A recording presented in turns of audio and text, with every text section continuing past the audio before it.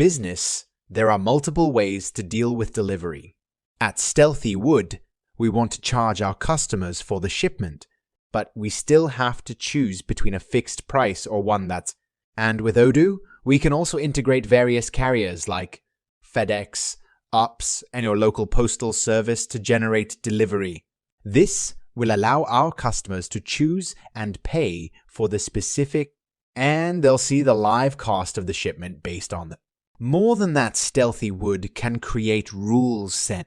Doing this, we could say that heavier shipments will cost more than we need to update our products to add a weight and size so our can give our customers an overview of the price they will have to. Though slightly time consuming at the beginning, it will save us a lot of time in the long run since everything. So let's see how we can set this up in our database. Alright, here I am back on my database. So let's go to the sales application and then we're going to go to. Now, from the settings page, we're going to scroll down to the shipping section and we're going to activate shipping. We're just going to activate this for now, although you do have some other shipping connectors which we will talk about in another. But for now, let's go ahead and check out our shipping methods. So we can click on this button right here, or we can go to. So I have a couple that are already created. So first of all, we're going to see the name for our delivery. Then we're also going to have the provider. Now, since I don't have any providers installed such as UPS FedEx, I'm just going to see the providers that we offer, which is price. I'll be able to see if it's published and if it's related to our publish on a specific website or... So for example, if I'm in Belgium, I might want to use the local. And if I have Boast here as a delivery method, I'll specify them.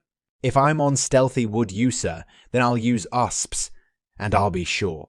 The Stealthy Wood User company sit on that delivery method. But let's go ahead and check out one of the delivery methods that... Okay, I'm going to click on Edit. So first of all, we see it's active. So it's just your standard fixed price. On the right, I'm going to be able to add the margin on the rate. So the percentage that we add to the cost. I'm going to say if this delivery method should be free, if the... And then we can specify the amount.